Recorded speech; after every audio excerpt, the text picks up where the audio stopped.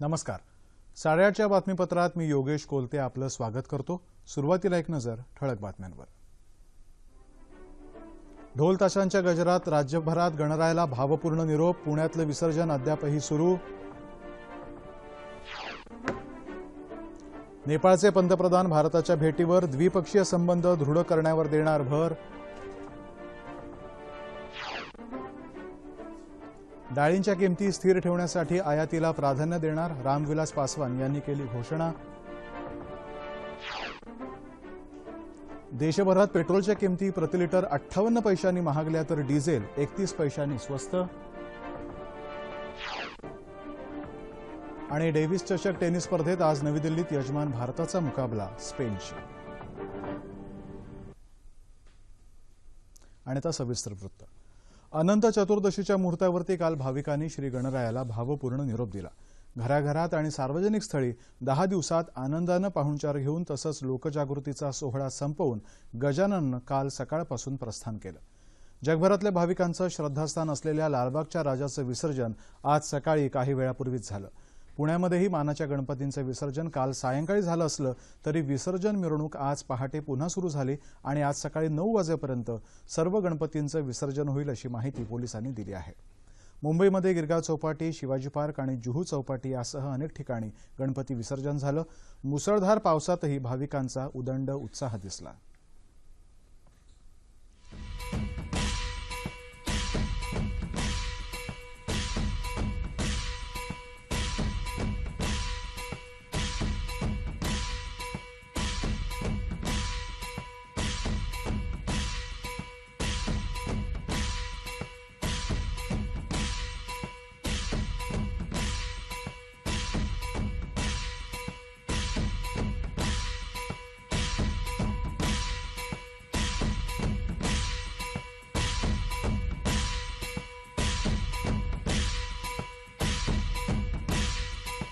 पुण्यामध्ये मानाच्या 5 गणपतींच्या विसर्जनाची मिरवणूक ढोलताशांच्या गजरामध्ये काल निघाली.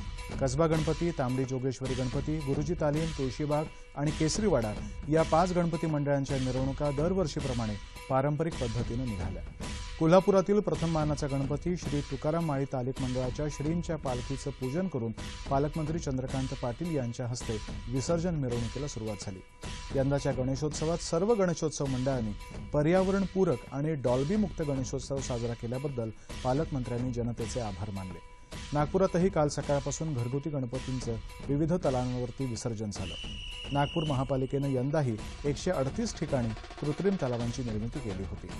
वाशिम इथं खासदार भावना गवडी यांच्या हस्ते मानाच्या गणपतीचं विधिवत पूजन करून विसर्जन मिरवणुकीला सुरुवात झाली. हिंगोलीमध्ये चिंतामणी गणपती मंदिरासह विविध सार्वजनिक गणपतींचं वाजत गाजत विसर्जन झालं. राज्य पोलीस दलानंही डोळ्यामध्ये तेल घालून कडक बंदोबस्त ठेवला होता. गणपती बाप्पा मोरया, पुढच्या वर्षी लवकर या असा गजर करत भाविकांनी बाप्पाला निरोप दिला.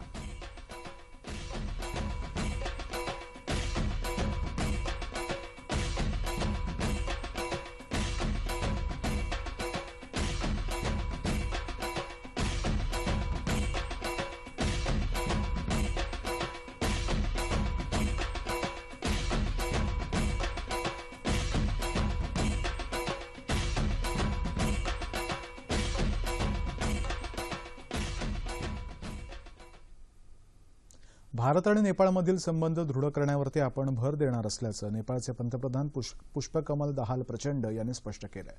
दाहाल यांचं काल 4 दिवसांच्या भारत भेटीसाठी नवी दिल्लीत आगमन झालं. त्यांनी परराष्ट्र व्यवहार मंत्री सुषमा स्वराज यांची भेट घेतली. आपल्या भारत भेटीमध्ये नेपाळचे पंतप्रधान, राष्ट्रपती प्रणव मुखर्जी तसंच पंतप्रधान नरेंद्र मोदी यांचीही भेट घेतील. या भेटीदरम्यान द्विपक्षीय महत्त्वपूर्ण मुद्द्यांवरती चर्चा अपेक्षित आहे. भारत आणि नेपाळ दरम्यान विश्वासाचं दृढ नातं असल्याचं दाहाल यांनी दूरदर्शनला सांगितलं. नेपाळमधली स्थिती पूर्वपदावर आली आहे आणि नेपाळमध्ये गुंतवणूक करण्याचं आवाहन त्यांनी यावेळी केलं. डाळींच्या किमती स्थिर ठेवण्यासाठी आयातीला प्राधान्य देणार असल्याचं केंद्रीय अन्न आणि नागरी पुरवठा मंत्री रामविलास पासवान यांनी स्पष्ट केलं. काल नवी दिल्लीमध्ये डाळीच्या निर्यातदारांबरोबर पासवान यांची बैठक झाली. देशातील डाळींच्या किमती नियंत्रणात ठेवण्यासाठी तसंच मागणी आणि पुरवठा यांचा समतोल राखण्यासाठी खासगी डाळ निर्यातदारांनी त्यांच्या व्यवहारामध्ये पारदर्शकता ठेवावी असं पासवान यांनी यावेळी सांगितलं. डाळीच्या आयातीसंदर्भात करार झालेल्या आफ्रिका आणि ब्राझील या देशांमधून प्राधान्याने डाळी आयात कराव्यात असंही पासवान म्हणाले. यावर्षी देशांतर्गत 20 दशलक्ष टन डाळीचं उत्पादन अपेक्षित आहे. पेट्रोलच्या दरामध्ये प्रतिलिटर 58 पैशांनी वाढ झाली आहे, तर डिझेल 31 पैशांनी स्वस्त झाले. काल मध्यरात्रीपासून हे नवे दर लागू झाले. पेट्रोल आणि डिझेलचे दर नियंत्रणमुक्त झाल्यानंतर आंतरराष्ट्रीय बाजारातल्या कच्च्या तेलाच्या किमतीवर भारतातल्या किमती निश्चित केल्या जातात. गेल्या 1 सप्टेंबरला डिझेल आणि पेट्रोलच्या किमती यापूर्वी निश्चित करण्यात आल्या होत्या. कावेरी पाणी वाटप मुद्द्यावरून कर्नाटक आणि तामिळनाडू या राज्यांनी संपत्तीचं नुकसान होणार नाही, तसंच हिंसाचार होणार नाही याची खबरदारी घ्यावी असं सर्वोच्च न्यायालयानं स्पष्ट केलंय. कावेरी पाणी वाटपाबद्दल 2009 मध्ये सर्वोच्च न्यायालयानं दिलेल्या निर्देशांचं पालन करावं असंही न्यायालयानं स्पष्ट केलंय. दरम्यान आज तामिळनाडू तसंच पुद्दुचेरीमध्ये बंदचं आवाहन करण्यात आलंय. कर्नाटकातली स्थिती आता पूर्वपदावर आली आहे आणि संचारबंदीही उठवण्यात आली आहे. खेड तालुक्यातल्या भांबुरवाडी गावातल्या 93 वर्षीय गंगूबाई भांबुरे या सरपंच पदाच्या निवडणुकीसाठी रिंगणात उतरल्या आणि त्यांनी राजकीय वारसा असणाऱ्या प्रस्थापित महिला उमेदवारावरती आश्चर्यकारक विजय मिळवत सरपंचपद पटकावलं. त्याविषयीचा हा वृत्तांत.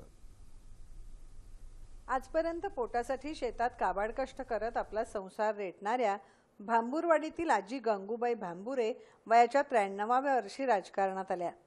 ग्रामपंचायतीचं सरपंचपद महिलांसाठी राखीव असल्याचं कळताच आजी निवडणुकीला उभ्या राहिल्या. समोर गावातल्या मोठ्या राजकीय घराण्यातल्या महिला उभ्या असतानाही मोठ्या मताधिक्यानं त्या निवडून आल्या. आम्ही सगळे व्यवस्थित आम्ही सगळी कामं करू. गावाचा एकाच बेस आहे ना, नडी नाडी पुढं गटारे संडास रोडांची नडे ते आम्ही करून घेऊ. गंगूबाईंचं सारं आयुष्य कष्टात गेलं. आता म्हातारपणी तरी समाजासाठी काही करावं या हेतूने त्यांनी निवडणूक लढवली. इतक्या वर्षांच्या अनुभवातून जाणवलेले समाजाचे प्रश्न त्यांनी ग्रामपंचायतीत मांडायचं ठरवलंय.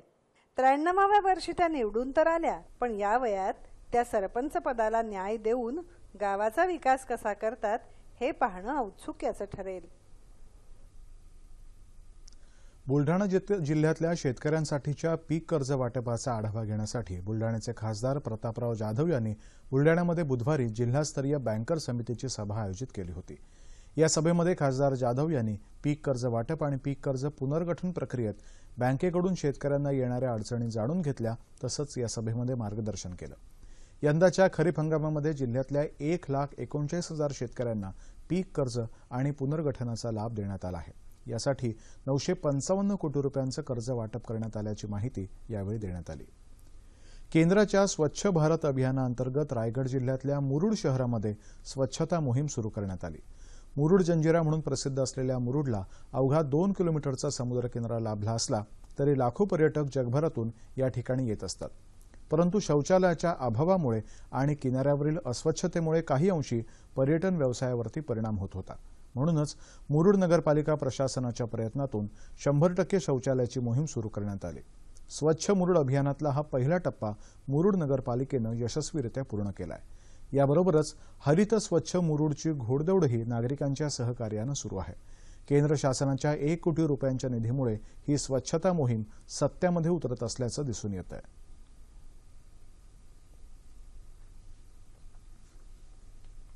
पहिल्यांदा आम्ही काय केलं, समुद्रकिनारी स्वच्छ करून घेतला आणि ज्यांना टॉयलेट नव्हते घरी, कारण अपुरी जागा असल्यामुळे टॉयलेट बांधू शकत नाहीत ना लोक, मग त्यांच्यासाठी आम्ही पहिल्यांदा टॉयलेट सार्वजनिक टॉयलेटची व्यवस्था केली. म्हणजे एकूण आम्ही 100 सीट तरी दिल्या मुरुडमध्ये. आणि त्यानंतर आम्ही त्यांना प्रत्येकाच्या घरी जर जागा असेल तर त्यांना सांगितलं आम्ही तुम्हाला पैसे देऊ आणि त्या तुम्ही टॉयलेट तयार करा.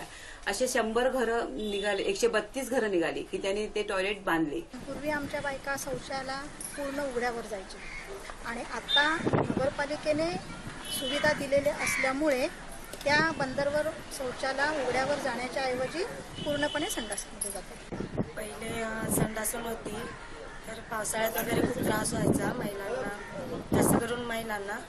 पण आता ना तर चांगली सोय झाली, लाईटिंग वगैरे आहे, तर दिवसा पण येऊ शकतात आणि रात्री पण येतात. मुरुड शहरात येणारे अनेक पर्यटक फिरतीवर असल्यानं त्यांच्यासाठी सार्वजनिक शौचालय आणि चेंजिंग रूमची आवश्यकता भासते. नगरपालिका त्यासाठी प्रयत्नशील राहणार असल्याचं नगरपालिका मुख्याधिकाऱ्यांनी सांगितलं. अमरावती जिल्ह्याच्या अचलपूर तालुक्यातल्या सापन नदीवर बांधण्यात येणाऱ्या पुलाचं भूमिपूजन एका शेतमजुराच्या हस्ते करण्याचा बहुमान देत सार्वजनिक बांधकाम राज्यमंत्री आणि जिल्ह्याचे पालकमंत्री प्रवीण पोटे यांनी नवा पायंडा पाडला आहे. असदपूर निंभारी मार्गावरती सापन नदीवरती 6,35,00,000 रुपये खर्च करून हा पूल बांधण्यात येणार आहे. निंभारी, असदपूर आणि काकडा या नदी गावांच्या विकासासाठी या नियोजित पुलाची मोठी मदत होईल असं पोटे म्हणाले. या पुलाचं बांधकाम गुणवत्तापूर्ण आणि प्रशासनाच्या देखरेखीखाली होईल अशी ग्वाही पोटे यांनी दिली. सतत 3 ते 4 वर्षांच्या दुष्काळानंतर यावर्षी मोसमाच्या सुरुवातीलाच आलेल्या पावसामुळे हिंगोली जिल्ह्यातल्या शेतकऱ्यांनी मोठ्या प्रमाणावरती हळदीची लागवड केली होती. मोसमाच्या सुरुवातीला झालेल्या दमदार पावसामुळे पिकांची वाढ योग्य पद्धतीनं होत होती. मात्र अचानक हळद पिकावरती करपा रोगासह इतर रोगांचा प्रादुर्भाव झाल्यानं हे पीक आता धोक्यात आलंय. पिकाची पानं पिवळी पडत चालली आहेत आणि पीक करपत चाललंय. यावर्षी समाधानकारक पाऊस झाल्यानं शेतकऱ्यांनी हळद पिकाचं क्षेत्र वाढवलं होतं. मात्र हातातोंडाशी आलेल्या या पिकावरती पडलेल्या रोगांमुळे शेतकरी चिंतातूर झालाय. त्यामुळे कृषी विभागानं याकडे लक्ष देऊन शेतकऱ्यांना मार्गदर्शन करावं अशी मागणी शेतकरी करत आहेत. मुंबईमध्ये डेंग्यूचा जोर वाढला असून एक महिला दगावल्याचं वृत्त आहे. या पावसाळी दिवसांमध्ये मुंबईमध्ये विविध रुग्णालयांमध्ये डेंग्यूचे सुमारे 1500 रुग्ण दाखल करण्यात आले. डासांची पैदास रोखण्यासाठी नागरिकांनी आवश्यक ती काळजी घेतल्यास डेंग्यूचा धोका कमी होईल असं मुंबई महापालिकेच्या कार्यकारी आरोग्य अधिकारी डॉ. पद्मजा केसकर यांनी म्हटलं आहे. दरम्यान जोगेश्वरी पोलीस ठाण्यातल्या 5 ते 6 पोलिसांनाही डेंग्यूची लागण झाल्याचं वृत्त आहे. आणि आता बातमी टेनिसची. डेव्हिस चषक टेनिस स्पर्धेच्या जागतिक गटामध्ये आजपासून भारत आणि स्पेन यांच्यातली लढत सुरू होईल. एकेरीच्या पहिल्या लढतीमध्ये भारताचा रामकुमार रामनाथन याचा मुकाबला 14 वेळा ग्रँड स्लॅम विजेता राफेल नदाल याच्याशी होणार आहे. एकेरीच्या दुसऱ्या लढतीमध्ये साकेत मायनेनी आणि जागतिक क्रमवारीत 13व्या स्थानावर असणाऱ्या स्पेनचा डेव्हिड फेरर याची गाठ पडेल. उद्या होणाऱ्या दुहेरीच्या सामन्यामध्ये भारताचा अनुभवी लिएंडर पेस आणि साकेत मायनेनी या जोडीची लढत फ्रेंच खुल्या टेनिस स्पर्धेतील विजेते फेलिसियानो लोपेज आणि मार्क लोपेज या जोडीशी होणार आहे. याआधी भारतानं आशिया ओशियाना गटामध्ये कोरियाला 4-1 असं नमवलं होतं, तर स्पेननं रोमानियावरती युरोपा आफ्रिका गटामध्ये 4-1 अशी मात केली होती. भारत आणि स्पेन याआधी डेव्हिस चषक स्पर्धेमध्ये 3 वेळा आमनेसामने आले होते. स्पेननं त्यापैकी 2 लढती जिंकल्या होत्या. आणि आता हवामान. अनेक दिवसांच्या विश्रांतीनंतर मुंबईसह राज्याच्या अनेक भागामध्ये काल पावसानं जोरदार हजेरी लावली. मुंबईलगतच्या ठाणे आणि पालघर जिल्ह्यातही पाऊस झाला. कोकणातल्या सिंधुदुर्ग आणि रायगडमध्येही पावसाच्या तुरळक सरी पडल्या. जालना जिल्ह्याच्या अनेक भागामध्ये काल रात्री पावसानं हजेरी लावली. मराठवाड्यात आतापर्यंत वार्षिक सरासरीच्या 69% पाऊस झालाय. त्यामुळे विभागातली लहान मोठी धरणं अद्यापही पुरेशी भरलेली नाहीत. येत्या 24 तासांमध्ये राज्यामध्ये बहुतांश ठिकाणी पावसाची शक्यता आहे. याच काळामध्ये उत्तर कोकणामध्ये अतिवृष्टीचा तर विदर्भ वगळता उर्वरित महाराष्ट्रात मुसळधार पावसाचा इशारा हवामान विभागानं दिला आहे. आणि आता शेवटी एक नजर पुन्हा एकदा ठळक बातम्यांवर. ढोल ताशांच्या गजरात राज्यभरात गणरायाला भावपूर्ण निरोप. पुण्यातलं विसर्जन अद्यापही सुरू. नेपाळचे पंतप्रधान भारताच्या भेटीवर. द्विपक्षीय संबंध दृढ करण्यावर देणार भर. डाळींच्या किमती स्थिर ठेवण्यासाठी आयातीला प्राधान्य देणार. रामविलास पासवान यांनी केली घोषणा. देशभरात पेट्रोलच्या किमती प्रतिलिटर 58 पैशांनी महागल्या, तर डिझेल 31 पैशांनी स्वस्त. आणि डेव्हिस चषक टेनिस स्पर्धेत आज नवी दिल्लीत यजमान भारताचा मुकाबला स्पेनशी. याबरोबरच हे बातमीपत्र संपलं. पुन्हा भेटूया सकाळी 11:30 वाजता सह्याद्री वाहिनीवर. नमस्कार.